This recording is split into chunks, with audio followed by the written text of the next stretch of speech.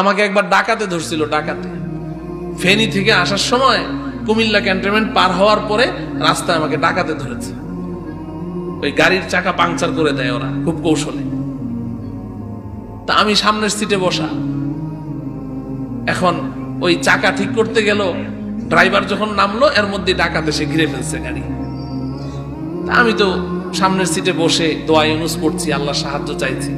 তো একটা ছেলে এসে খুললো দরজা খুলে বলছে, হুজুর টাকা পয়সা যা আছে দিয়ে দেন, আপনাকে কিছু বলবো না।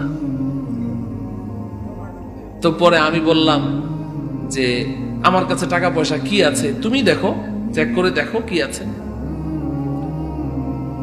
ওই যে একটু আগে বললাম যে সত্য কথা বলবেন, সত্য কথা বলবেন, কখনো মিথ্যা কথা বলবেন না, কোনো সময় না।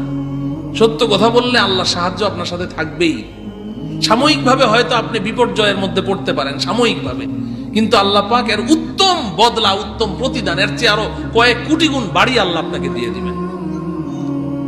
তো আমাকে বলছে টাকা যা আছে দিয়ে দেন। আমি বললাম যে আমি তো আমার টাকা দিব না, আমার টাকা দিলে তো তোমার কাছে সন্দেহ থাকবে যে আমি দিলাম কি দিলাম না, সব দিলাম নাকি লুকিয়ে রাখলাম, তোমার সন্দেহ থাকবে। তুমি নাও, তুমি দেখো আমার পকেটে কি আছে।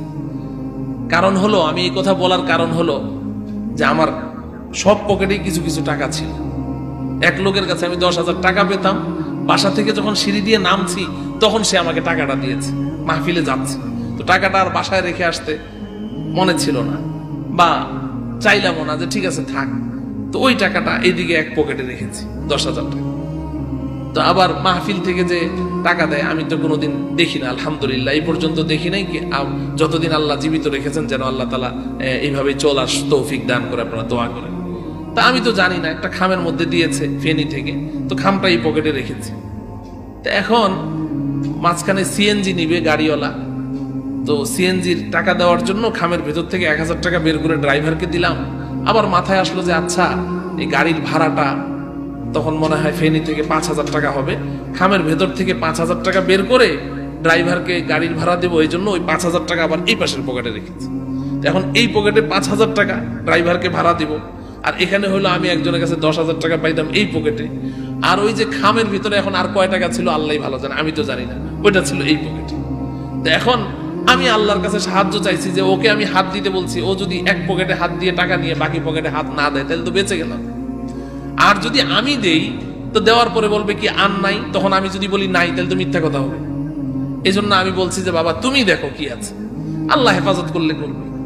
তো সে এই পকেটে হাত দিল, এই পকেটে হাত দিয়ে ওই খামটা বের করেছে। খামটা বের করে দেখে যে মাদ্রাসার নাম ঠিকানা আরবি লেখা, তো ও খামটা ফেলে দিয়েছে।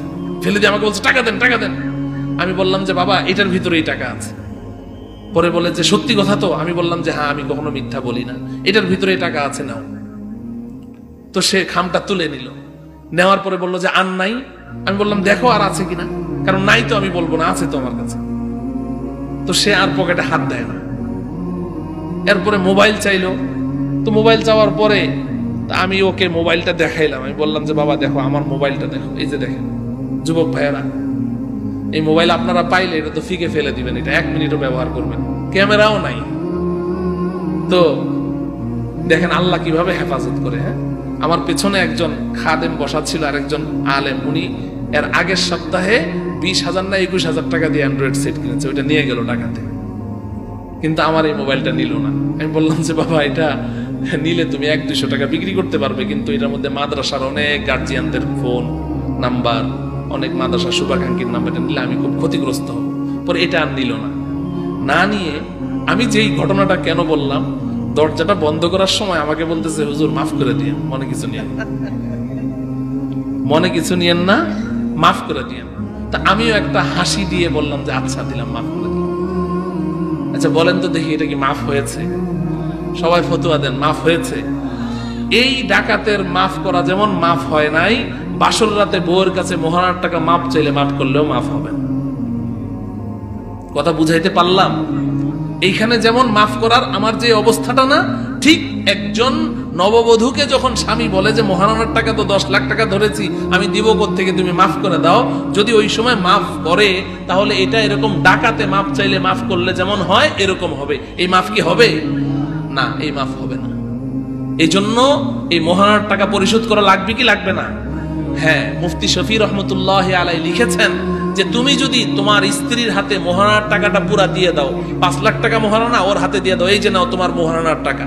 এখন এই টাকাটা নিয়ে সে কতক্ষণ নাড়াচাড়া করলো কিংবা আলমিরাতে রেখে দিল, পরের দিন আপনি ঘরে আসার পরে টাকাটা আপনার হাতে দিয়ে বলল, স্বামী আমি টাকা দিয়ে কি করব, আপনিই তো আমার টাকা, আপনিই তো আমার জীবনের সবকিছু, টাকা দিয়ে আমি কি করব, আপনার টাকা আপনার কাছেই রাখেন, তখনই শুধু মাফ হবে, এর আগে মাফ হবে। কথা বুঝাইতে পারলাম? এজন্য লেনদেনের স্বচ্ছতা চাই, লেনদেন পরিষ্কার রাখতে হবে, না হলে কিন্তু কোনো উপায় থাকবে না। আল্লাহ রাব্বুল আলামিন আমাদের সবাইকে বুঝার তৌফিক দান করেন।